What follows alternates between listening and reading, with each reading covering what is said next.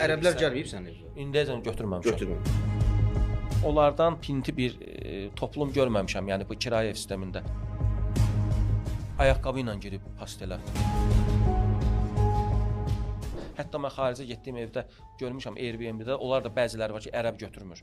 Çünki bu insanlar deyir pul verim, yəni pul verim, evi püskünə qoyum. Yayda bir qonaq gəldi, biz şəxsiyyət vəsiqəsini atdı, bron elədik.